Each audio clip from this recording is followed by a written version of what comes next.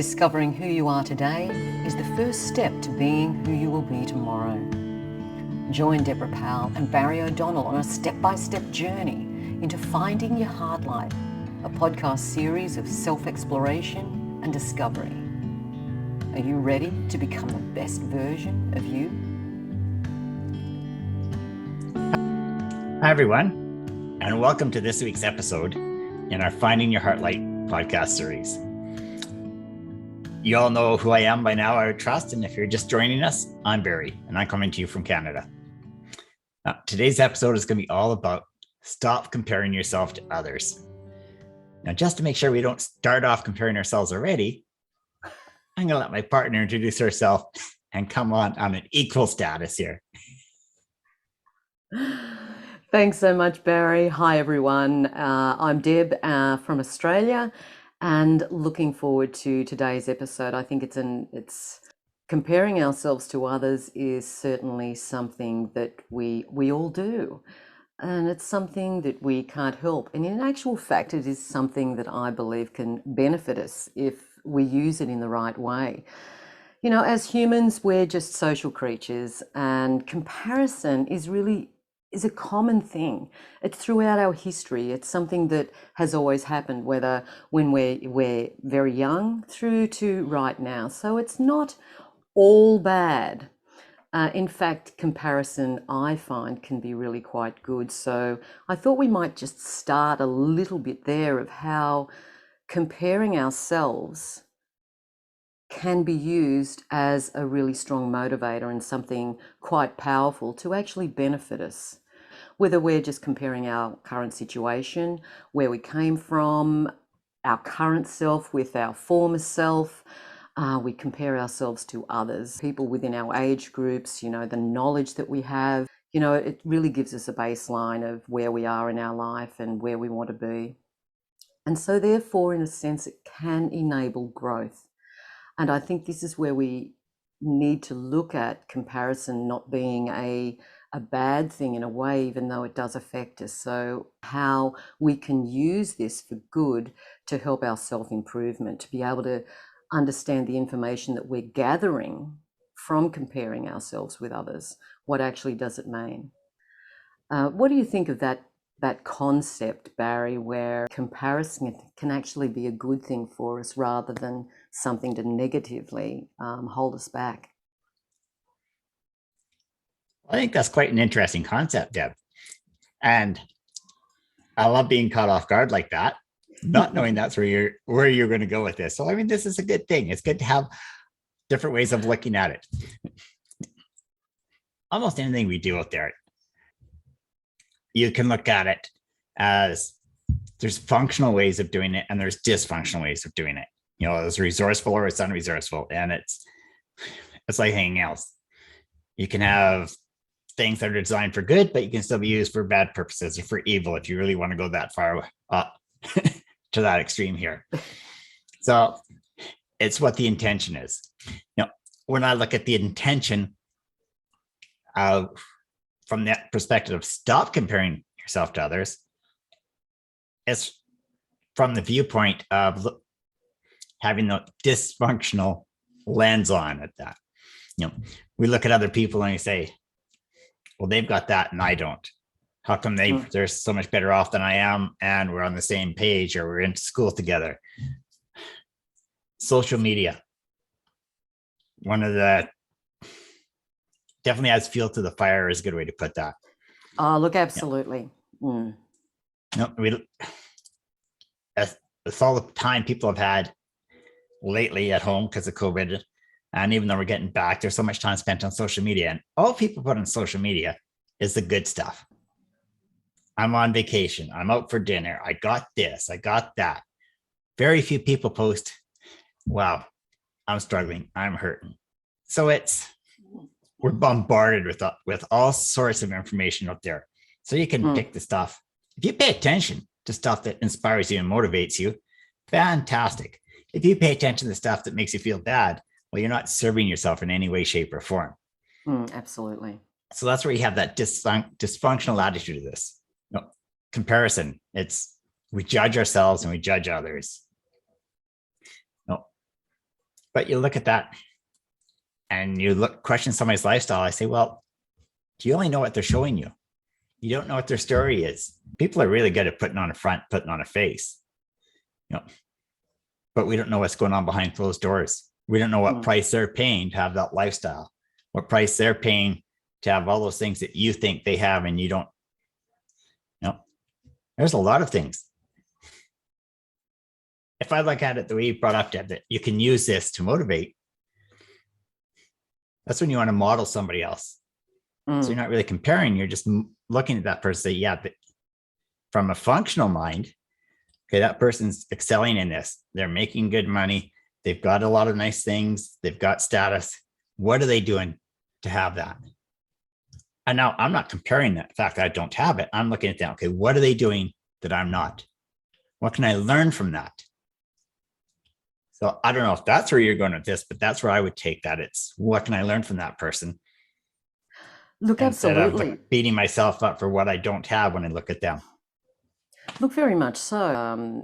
Social media, it certainly does just highlight the real of, other people's lives. We are seeing their best moments, and as you said, we don't normally witness what their struggles are. It can be quite dysfunctional because we start comparing our lesser qualities with someone's best qualities, and which certainly does taint our judgment.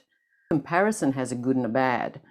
And I think if we do too much comparing of ourselves with others, that's where we start getting into that unhappiness and that low self-esteem. So where we are concentrating our whole life by comparing it to others, that's where it can become very, very dysfunctional. Life is certainly about balance. We need a bit of comparison because I think it gives us that little bit of, it gives the motivation and can be really quite powerful. We've brought up social media a number of times, but it's not just social media. When you think back more to all your magazine covers, Sports Illustrated with their swimsuit edition, all these television shows that used to focus on what men were supposed to look like, what women were supposed to look like. We compare ourselves to what we see on TV. We compare ourselves to the pictures we see on billboards and advertising, and that paid no attention whatsoever to the fact that they've been photoshopped and touched up. And there's a team of professionals that work really hard to make that person look that good. I'm doing that every day. I'm doing that with our things to make you look good, Barry.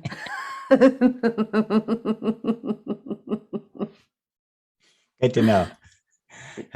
Well, I totally agree. It's not just social media. I think social media really highlights it because we do spend a lot of time on there. But when it does come to comparison, I think it goes back a lot earlier than that. Can't you be more like your sister or more like your brother, or in schools, like, can't you be like Tom? It goes through our life. It starts actually from a young age, and it can start from our parents.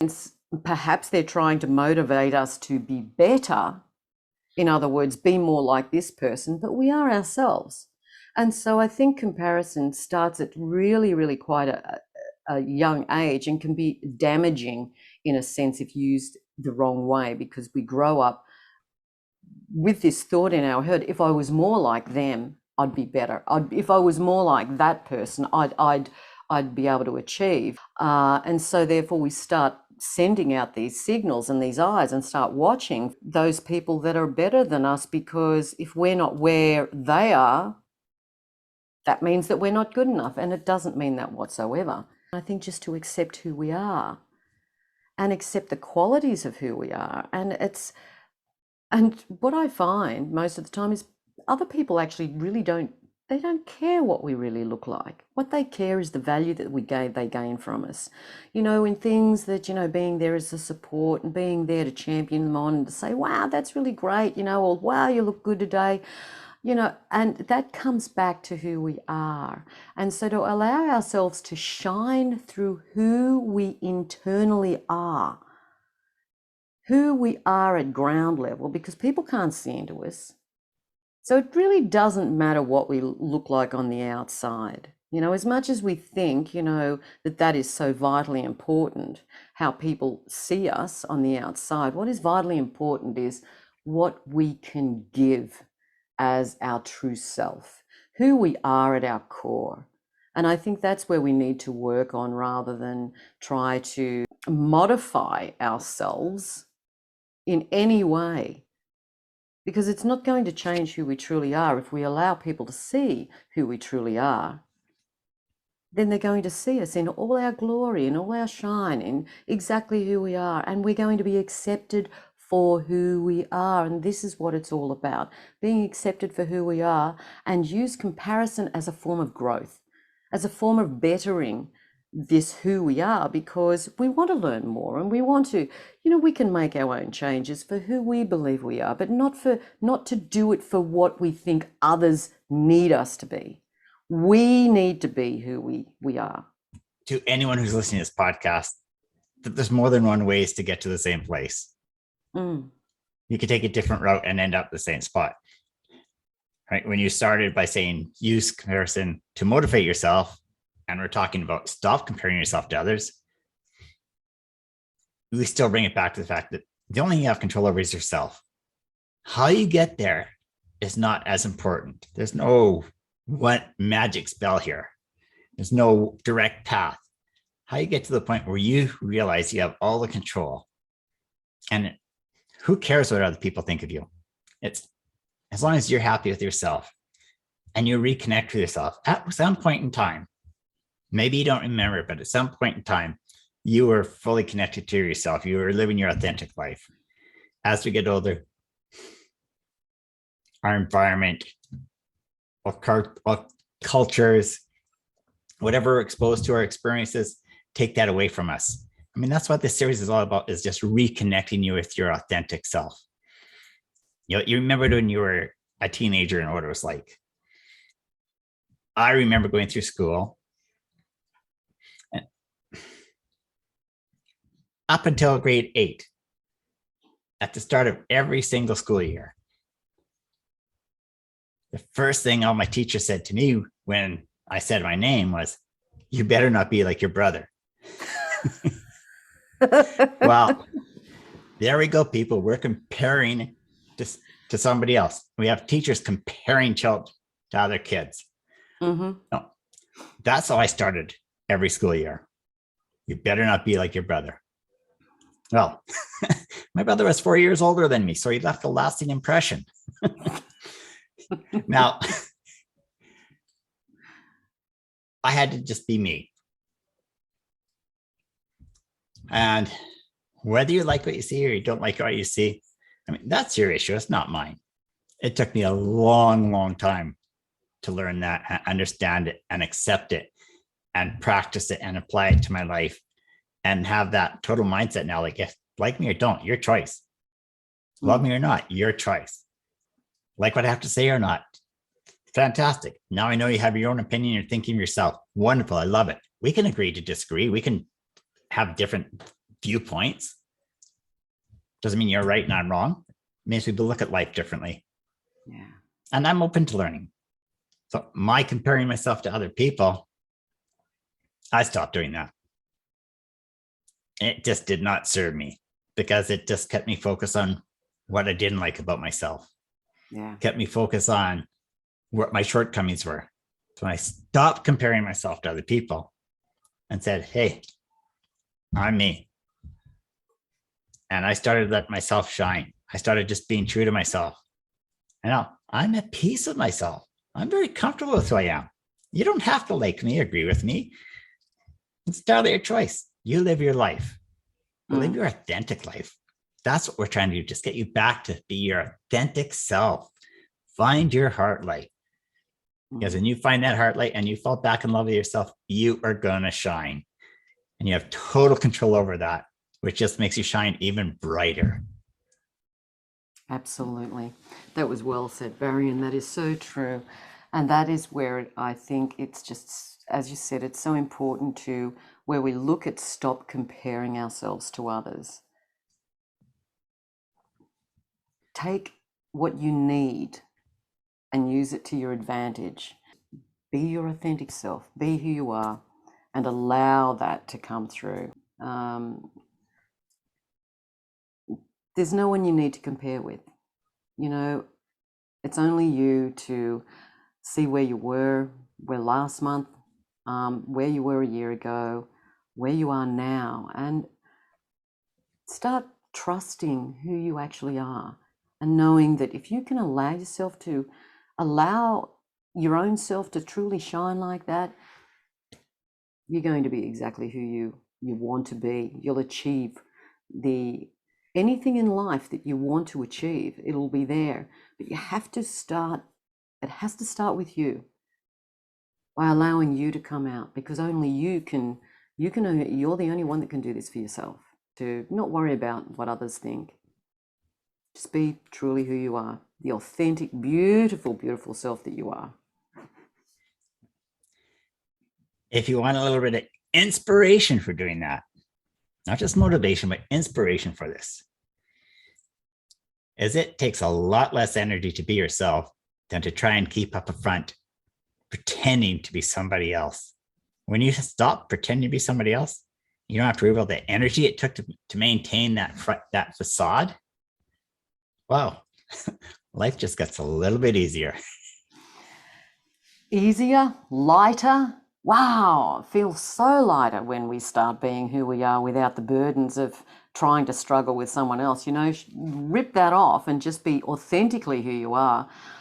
It's really amazing. As you said, Barry, it gets easier. You'll feel lighter. You'll be able to allow those joys and those happy things to start coming through. And once that steamrolling process happens, you don't want to go back. You want to keep going forward. And yeah, it's a great way. Finding your heart light, and being who you are is one of the best things that you can do for yourself. I trust that who's ever listening to this podcast series is getting something out of it. Even if it just plants a seed, if it starts to create a change, because your conscious awareness is something you didn't have before, then you're another step closer to getting back to who you really are. And that's makes it all worthwhile. And anyone who's been following this journey knows we've been walking you through this process. So you know what you've been working on the last few weeks, you're adding this to it. Stop comparing. Use other people as a model their behavior. Absolutely. You can use it to motivation if you want to say, look, I don't want to be like that, or I want that. How are they getting it? Find what you need to. Realize you have all the control, and realize that we took you on this journey, on this path intentionally, to take you through a process that's not going to be overwhelming, and that each step sets you up to take the next step. Having said that, we want you to join us again at our next podcast, when we're talking about we teach others how to treat us. And it's set up like that because that's the next step in this. Once you stop comparing yourself and you apply everything else you've learned to this date, now you can start teaching other people how to treat you, because you're getting a better understanding of yourself, a better awareness of yourself, a better awareness of what you want in life, and a better awareness of where you're going, where you want to go in life. Oh, I'm looking forward to that, Barry. Sounds like it's going. I'm really looking forward to that next episode. Yeah. Well, I certainly hope everyone has just even got one little snippet out of today's episode. As you said, Barry, it only needs just that thought process, that idea, creating that conscious awareness of allowing ourselves to know that perhaps being who we are, it may be one of the best things. Look into yourself and know that the path to self-improvement really does start with a little bit of self-compassion. And so be gentle on yourself, be kind to yourself, and start recognizing the beauty of who you actually are from inside. And with that, next week we'll find out then what our next week's episode is. Okay. Teaching others. Yeah. There you go, folks. We're happy to share our imperfections on this as well. So no worries that way. Yeah. So we'll let you go. Enjoy the rest of your day. Keep shining. Keep working on finding your heart light. And if you want to get bonus points, help somebody else find their heart light too. Bye Excellent, for now. Barry. Thanks so much, everybody. It's been wonderful having you join us again today. We really look forward to you joining us again next week. And also don't forget that we do have a Facebook group that we would love everyone to be a part of. If you know anyone that you may find or you may know or think that they may find benefit from some of the steps that we have, or even joining a community where we can interact and hear your voice and your thoughts and experiences that you've had, we are always there. Barry and I are there for you to be able to guide you and assist you in any way that we possibly can. It's been wonderful having you with us today for today's episode, and look forward to next week. Thank you so much. Our Facebook group is Finding Your Heart Light. We'd love to see you there and love to see you next week as well. Thanks so much, Barry. Thank you, everyone. Cheers. Bye for now. Bye, everyone. Bye.